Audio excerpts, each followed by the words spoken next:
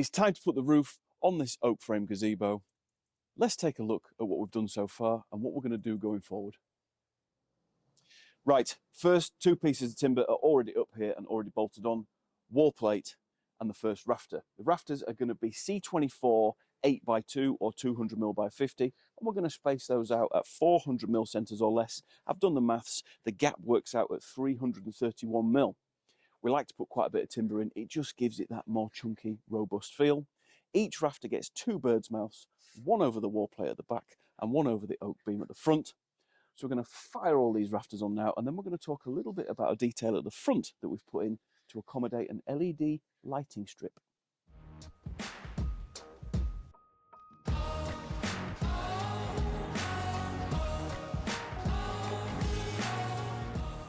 So that's half the rafters on. A couple of notable points. Number one, the bird's mouth over the oak beam at the front has this additional notch in it.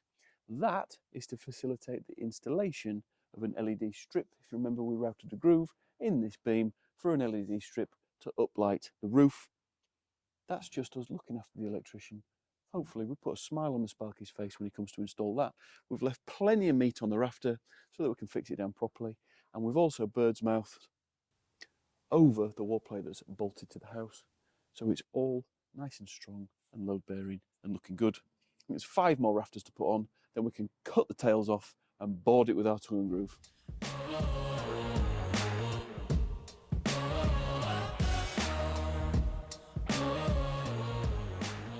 So what you might have noticed, having just watched that time lapse, is that we choose to mark each individual rafter according to where it's going to go on the structure, and that's because not all oak beams are straight, and if we cut all the rafters based off one pattern, the likelihood of them all fitting is very, very slim. The same applies for cutting the fascia board detail. We want a perfectly straight line, so we're going to follow a string line. I've marked them all up nice and plumb to the right length, and now we're going to cut them off with our rear handle saw, which is one of my personal favourites.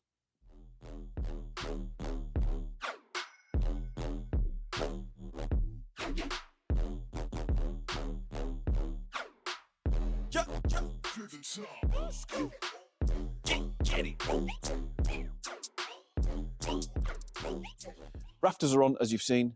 Plumb cuts have been made at this end of the rafters, ready to accept our fascia board. The next job is to clad the top of the rafters with this stuff, which is V-joint tongue and groove. It serves two purposes. First of all, it knits all the rafters together and adds a lot of structural integrity. And second, when you look up, it provides a really nice decorative finish from inside the gazebo. So we've got some nails to shoot now. Let's colour the rafters in with tongue and groove.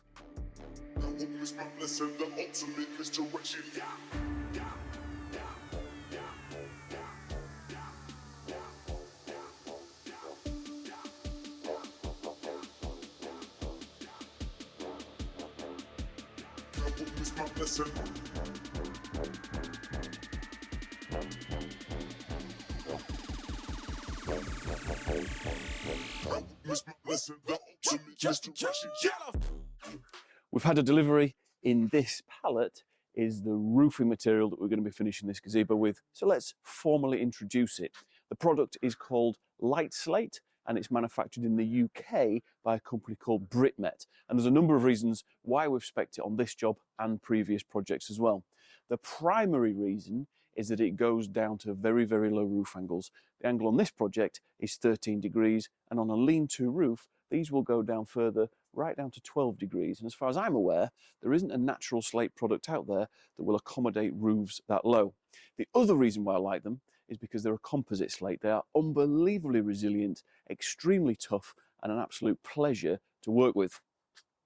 Britmet also look after us in the sense that they provide a complete system. So we've got the slates in here,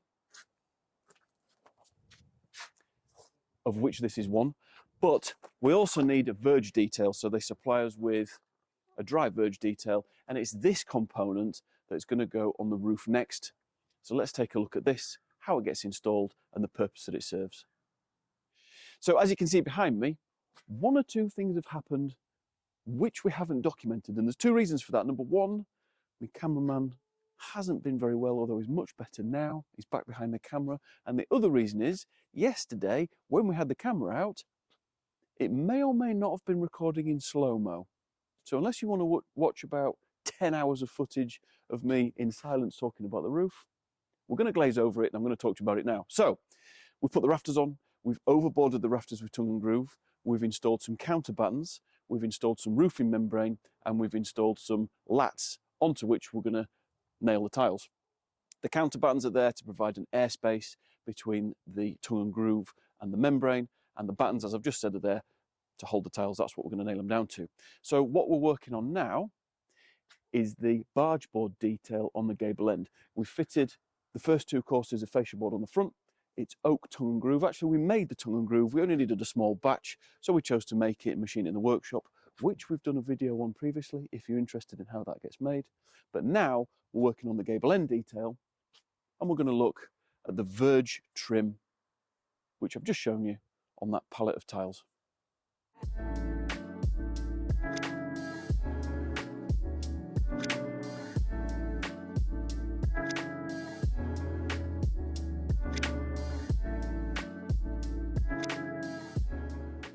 So the Verge trim is designed in such a way as once it's installed, the tiles fit into that rebate.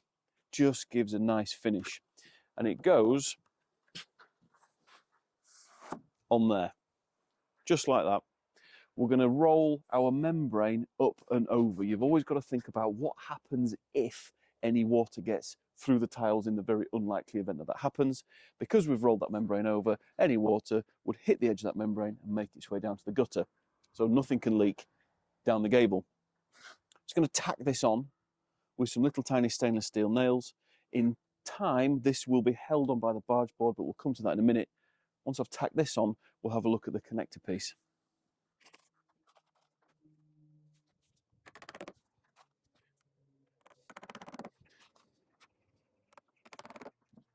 So these come in 1 metre lengths, which obviously isn't long enough. So we've got several sections, but these have to be jointed. Wouldn't really work just butting it up and having an unsealed gap. So Britmet, in their wisdom, have designed these Verge connector pieces. And they just slot on.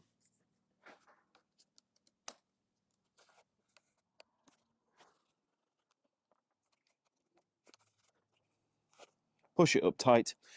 There's a little tab there that you fold over just to allow it to go all the way home. You'll know it's gone home because it stops moving. And then next piece.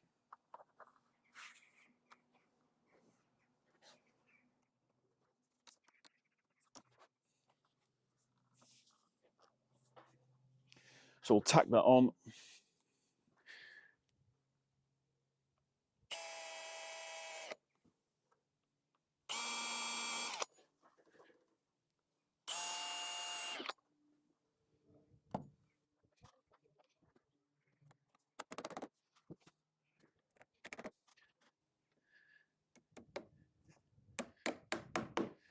And then repeat that process all the way to the end. The last one will have to be cut to suit.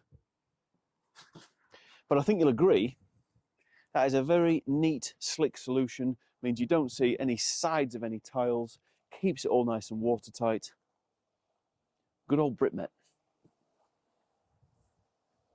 So you can see what I was talking about earlier about the barge board covering that return detail on the Verge trim. This is tongue and groove. Like I said, we made this, it slots together. We've left a little expansion gap and we're face fixing it with stainless steel screws. We've marked them all out. You're going to see the screws, so we've been very careful to mark them all in a perfectly straight line, so it's all neat and tidy. They just need drilling out and screwing in.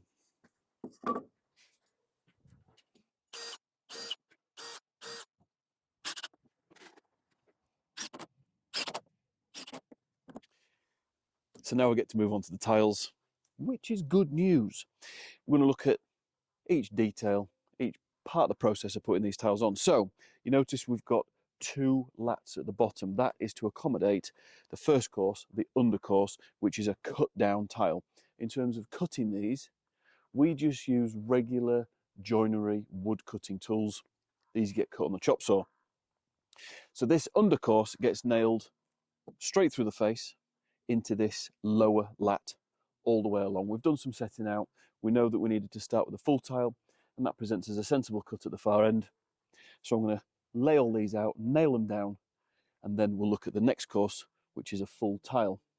In terms of fixings, unlike natural slate, these get fixed down with a 30mm galvanized steel nail. Because they're so tough, you wouldn't be able to hammer a copper nail through, it would just bend. So the manufacturer's recommendations is a galvanized nail. So we've got a few of these to knock on, and then we'll look at the next course. Second course then, which goes over the top of the first course, not surprisingly. Goes flush with the bottom of the undercourse, and interestingly, is spaced out by exactly that amount. The light slates have a little spacer tab on each one, so you can't really miss in terms of their spacing. These get nailed straight through into the top lat of that pair that you saw me point out earlier. Straight through the tile below it, and into that lat.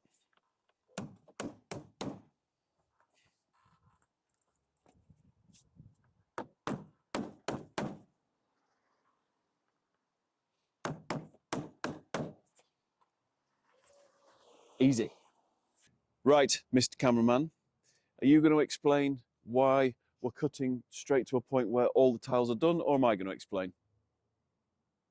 I think I'll explain. So, for 2 days I've been without a cameraman, and it's very, very challenging to generate any footage of any worth when you're on your own, particularly given that I have absolutely no idea how to steer the camera. It's very complicated and far beyond what my little pea brain can keep up with. Anyway, like I've said, all the tiles are on, and the lead work is on as well, all oiled up and sealed in and done. I'm not going to dwell too much on the lead work on this project. That may well be a future video. But the roof is now done, and the only thing that's left to do is fit the guttering. There's one other little detail that we'll take a quick look at before we do that, and that's some work that I did on the gable end at the request of our clients, just to add a bit of detail. So we'll go and have a look at that now. So when I was going through the design process, talking to the clients about it, they said, Simon, can you introduce something on the gable end that just breaks it up, that joins the roof to the wall plate at the side? And on the drawing, I'd drawn just a few sporadic pieces of oak to do exactly that, just to join the wall plate to the roof. But when I came to put this in yesterday, I decided to put a lot more slats in, make it much more densely populated for the benefit of the overall aesthetic, and I think it's worked very well. All I did was extend the barge board down, fasten an oak batten to the top of the wall plate, fix the slats straight through the face with stainless steel screws into that batten, and then fix them at the back into the barge board from behind so you can't see. And I think it's achieved exactly what we wanted to do, and I enjoy having the freedom to kind of do what I think is going to look best. I think it's worked very well.